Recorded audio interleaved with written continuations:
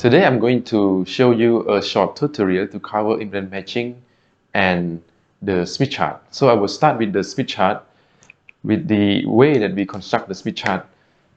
As you know that the impedance Z is equal to R plus JX, right? So we have the real part and the imaginary part that represent the reactance, and this is the resistance.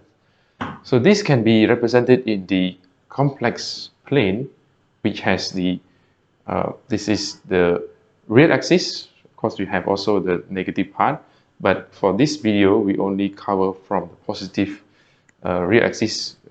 We don't go until the negative resistance. So this is the real axis, and this is the imaginary axis. Then we can start from 0 here at the center, or at this bottom here. Then this is the negative one, positive J infinity. So we can have the limits here. This could be 0.5, this is 1, 1.5, and this is J 0.5 minus J1. So here is J 0.5 and this is J1. So the way that the Smith chart is constructed is that it will try to map this to a very beautiful drawing in this circle, which is, they have this circle and then this is the real axis here. So we will have the 0 here and then infinity here. So you can see how it is mapped towards this. So I can have the center here is equal to 1, and then this will be, it could be just 1.5 or 2, because it depends on the scale is not uniform. Why? Because you want to put everything into this axis and it will start from 0 to infinity. So here it could be 1.5 or 2, and then it will go progressively until very huge or large impedance value or real value here. And on top here we can have my plus J1, and here is minus J1. So in between we can have here is J2 or J2 here. And you can see that on this side, left side, is like 0.5, then we have this minus or plus J 0.5. So here minus J 0.5. So you can see how it is conformed towards this kind of graph. And then I can have the circle drawn here. So this is the resistance circle.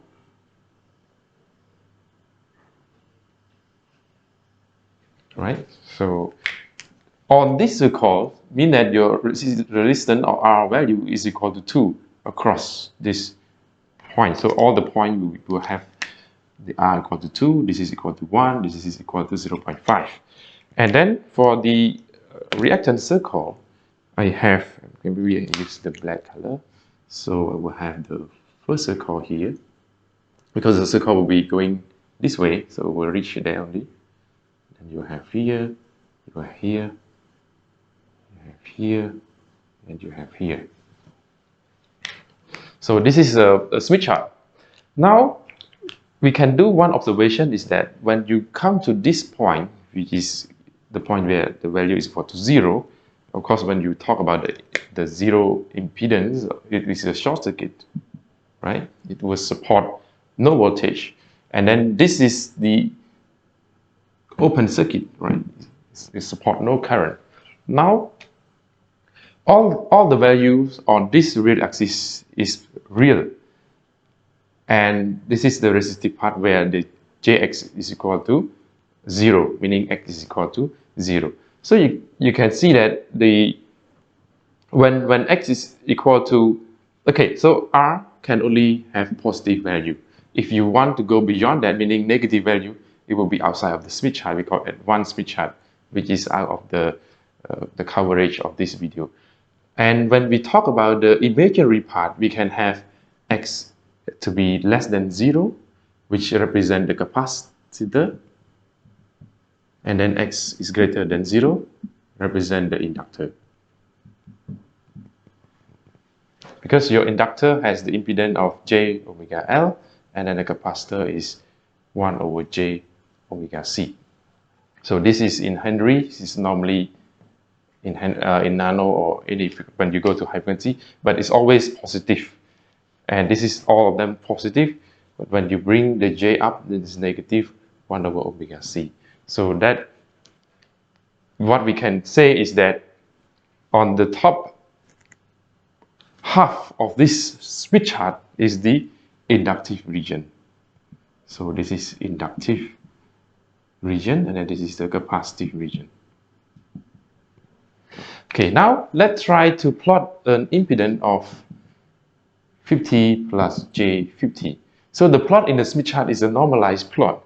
So let's say our normalized value, we can choose a convenient number, which is 50 ohm here. We can put it into the calculation, divided by 50, it will be 1 plus J1.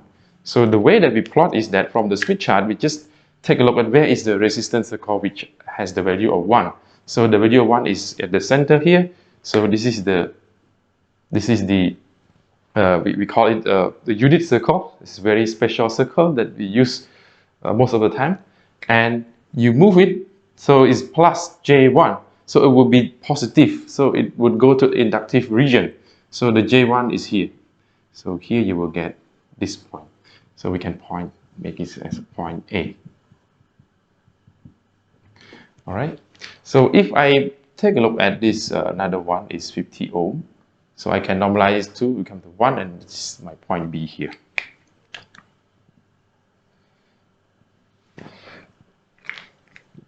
Let me show you one of it's very simple but very, very useful for that we can use this Smith chart to do certain things. So if I have this 50 plus J50, meaning it is the series resistor and this with the inductor. So now if I add another inductor, so if I add another inductor L prime, so this inductor is J1, this is 1, and if this inductor, of course, is always positive J something, so let's say I make it J2, so the total value is J2 plus 1 plus J1, that will be 1 plus J3. Similarly, if I add a capacitor, so the capacitor will have the reactance to be minus J2, then this is 1, this is J1. So the load now become, I think put the load, or maybe just put it as Z in. So to make it different from this ZL inductor. So this is Z in, the equivalent. So it will be minus J2 plus 1 plus J1. So that I would get 1 minus J.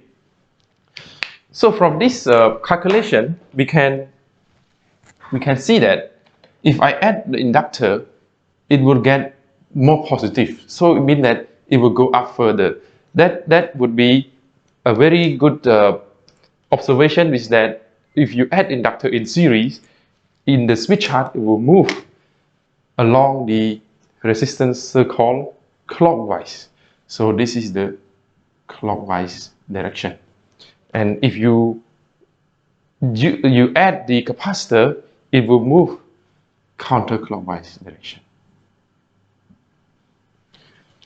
This is a case for series. And if we go for shunt, then you will need to take a look at the admittance chart to know where is the movement. And the observation will be similar. So now inductor will move counterclockwise and capacitor will move, inductor will move clockwise and capacitor will move counterclockwise. And if we add the shunt, which we can see in terms of the admittance circle, so admittance circle is just the reverse, I mean, it's a mirror image of what you have here.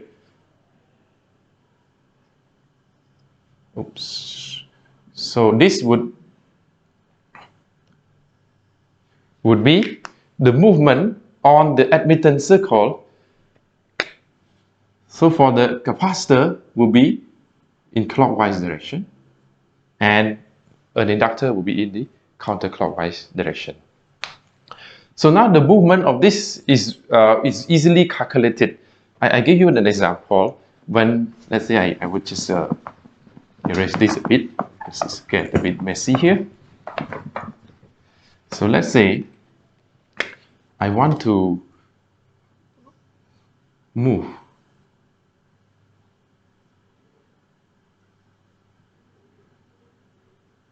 this is my point here, A here, and then B here. Or let's make it the. So we have this point and this point. So it's like you see the movement is from here to here. So this is the x or the length of the wave that has been transformed towards the generator, or it could be from, let's say, I want to move from 1 plus j2 towards 1 plus j3. So then I need to move x is equal to 3 minus 2 is equal to 1. So there is the formula that can be used to calculate this value directly, which is the L is equal to x z naught over omega. So this is the angular frequency, which is equal to the frequency of operation that you want to do the matching with. So this would give me omega is 2 pi f. So if it is 1 gig, then 2 pi multiplied by 1 10 to the power 9. And then Z0 is the normalized impedance, can be 50 ohm. And this is the value of the reactant that you want to add. So then you will get the value of inductance right away. And the same for the capacitor and for the series and also for the shunt. So we have the formula for that. Now let's bring this to one of the very important topic, which is the impedance matching.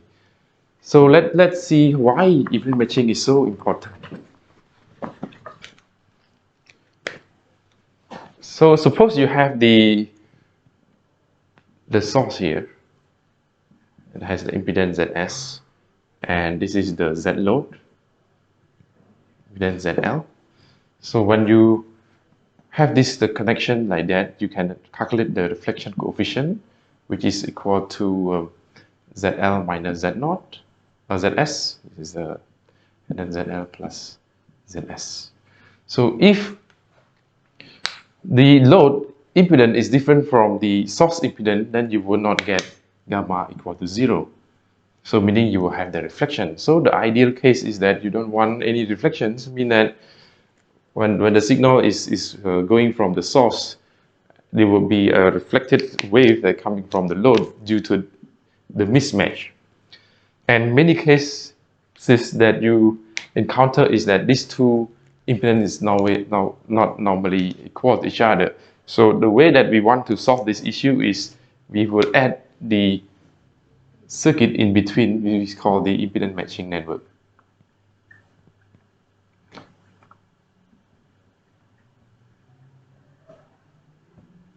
It's like you cannot change this, but you can add something in between, which is the network that can be used to make sure that this gamma equal to 0. So when you come to this point, you will have this. Of course, this is ZS. Then you will look into your source, the generator that you want to transmit the signal to the load, and here you will have the ZS conjugate. This is according to the rule of the maximum power transfer. So why is it important? Because let's say that this source is maybe your AM or FM radio that you want to connect to the transmission line, and you want to radiate it, right, using the antenna. This is a broadcast station. So if it has some form of mismatch in terms of the antenna and the cable is poor, then this performance can cause the radiation power to be, let's say, 100 watt. And another another scenario is that you will have the same FM and AM transmitter, or can be one of them, either or, the broadcast station, and then you have a very good cable, maybe a very good coaxial cable with a very good mesh antenna. So because of the mesh and the good cable, then there will be no power going to the source, meaning there is no loss in terms of the power reflected to your system. Then you could achieve maybe at least 10 times, 10 dB of what you can achieve when you have the poor mismatch, right? This is a poor mismatch. Poor matching. So it's a good one. So you can see that when you have very good matching here, you can provide a wider coverage in terms of the rated power. Then you can get more listener to listen to your system, right? To your whatever you want to show here. Maybe you want to broadcast your advertisement or anything. You will reach further coverage, then you will get more people to listen. Now, how do we, this is one of the motivation that we can take in terms of the application. Now we can take a look at how we can do the matching using the technique that I show you, the movement of the clockwise and counterclockwise. So let's say if I have the impedance ZL is equal to 100 plus J100 ohm, and I want to match this to 50 ohm. So when I construct this in Smith chart,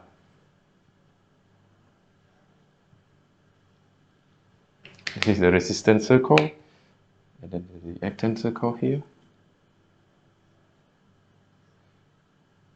So let's say this is a minus J2, and this is plus J2. So this is normalized to 2 plus J2, right? Because 100 divided by 50, then you will get here, and maybe I need to draw another circle. So this is the R equal to 2, and this is X equal to, we need to go up. Maybe I make it negative, okay? So I have the resistor and the capacitor in series as my load. So this is here. And I make it as point A. Oops, it should be 2 here, yeah. So this is point A. So now I know that if I put inductor or capacitor in series, it will move along the resistance circle. And this will be always the resistance equal to 2. So it won't give you this point, which is the location of where you want to go. So I have to add it in shunt. So I either can use capacitor or inductor. Adding a capacitor in shunt means that you will move the value of your the point here in the clockwise direction, right? Because it's shunt, so capacitor is shunt. Capacitor will be clockwise direction, so you will move clockwise direction to the point where R equal to 1, and this of course at the admittance circle rather than this impedance circle. So all this is admittance, and the impedance is simply a mirror image of that. So you can see that this is your admittance circle. So it will move along that. So you will move from A to B. Okay, now after I have moved to B, where the imaginary part of course is not 0 and the real part is already equal to 1, then the next step is that you will need to add in series so that it will move in this direction. What is this direction? Is a clockwise direction. So I have to add the inductor. So it will be an inductor here, right? So the inductor, then I will have my impedance matching as inductor, capacitor, resistor, and capacitor to the ground. And then this is the source, right? It's 50 ohm. And this is the ZL. So this is the matching circuit. Okay, so that's all for now. I'm going to show you in the next video on how we can do this impedance matching using the concept that we learned today, using the software, the EDS HF. Thank you very much, everyone.